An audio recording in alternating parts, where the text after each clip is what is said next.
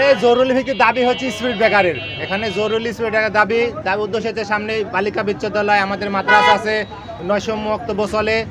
আর বিগত দিনেও ছিল, কিন্তু সরকার কীভাবে যেন এটি স্পিড ব্রেকার তুলে দিল। এখন জরুরি ভিত্তিক এই স্পিড ব্রেকার থাকলে হয়তো এই অ্যাক্সিডেন্টটা হতো না। মানে গাড়িরা ব্রেকই করে না, মানে এত স্পিডে চলে যায়।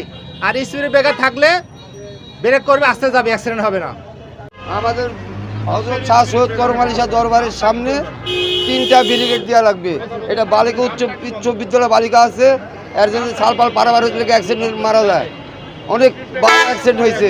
খালি এই আমার এইটুকুই দাবি যে এই জায়গায় হাইওয়ে স্পিড করে দিতে হবে 3টা। আজকে দুর্ঘটনা যে এই অবস্থা গাড়ির, আমি দেখছি যে দেখছি আগুন লাগায়নি, গাড়ির জামটা ঠেলি আপনার লাশ বাই করা হয়েছে। বাই করার পরে গাড়িতে আগুন দিয়েছে পাবলিকে আগুন দিলে তার রোধ করতে পারবো না আমরা। এখানে আমরা আদায়কারী করি, মাজারে চাকরি করি, ওই জন্য আমার সূর্য মারি দিতে লাগে আসি বালুর গাড়ি বলে আমরা ট্যাক্স দিয়ে চলি সরকারে। এটা হচ্ছে বিড়ালদহ মাজার এবং এই পাশে যে বালিকা স্কুল আছে, কিন্তু এখানে কোনো একটা ব্যারিকেডের ব্যবস্থা নেই। আগে এখানে একটা ব্যারিকেড ছিল, কিন্তু পরবর্তীতে এটা তুলে দেওয়া হয়েছে। এই তুলে দেওয়ার পর থেকে এরকম অ্যাক্সিডেন্ট হতে আছে। কিছুদিন আগে ওখানে হয়েছে বিড়ালদহ বাজারে, তার আগে হয়েছে শিবপুরে পরপর 3-4টি অ্যাক্সিডেন্ট হয়েছে। আর আমাদের এই বিড়ালদহ মাজারে ব্যারিকেড না থাকার জন্য কোনো গাড়ি ব্রেক মারে না। আর এই ডামটার খুব দ্রুত পাল্লাপাল্লি করে গাড়ি চালায় এবং রোডের ধারে কোনো মানুষ টানুষ দেখে না।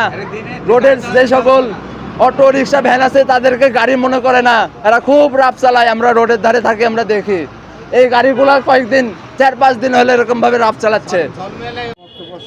এখানে হাফেজি মাদ্রাসা আছে, এখানে মাজার মসজিদ আছে, তারপর প্রাইমারি স্কুল আছে। এসব ছাত্রদের জন্য এই শুধু আক্কাশি বলো না, এর আগে সোবান মারা গেছে, এর আগে কয়েকজন 8-10 জন লোক মারা গেছে।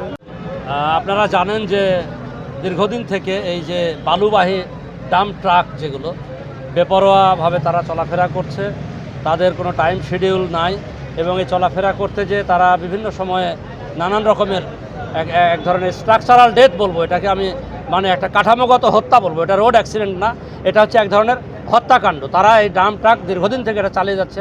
আপনারা বানেশ্বরে দেখেছেন, বিড়ালদতে দেখছেন, শিবপুরে দেখছেন, আপনারা সাংবাদিক এটা অবগত আছেন। তো আমরা চাচ্ছি এখন জনগণের পক্ষ থেকে যে ডাম্প ট্রাকগুলো রাতের বেলায় চলুক, বিশেষ করে রাত্রি 11টা থেকে ভোর 5টা পর্যন্ত এটা চলুক।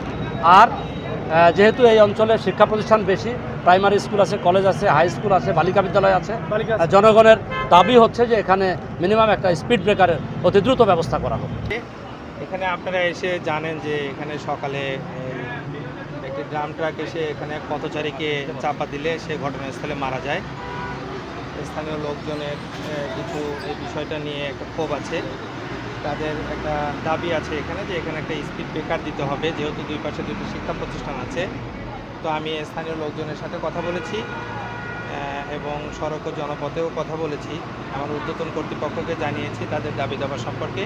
এই বিষয় নিয়ে আবারও এনাদের সাথে আলোচনা করা হবে। এখন যে সড়কের পরিস্থিতি আপনারা দেখতে পাচ্ছেন যে এখানকার লোকজন পুলিশ প্রশাসনকে সার্বিক সহযোগিতার মাধ্যমে তারা সড়কটা খুলে দিয়েছে, দুই পাশের লোকজনের যাতায়াত স্বাভাবিক হয়েছে। ধন্যবাদ।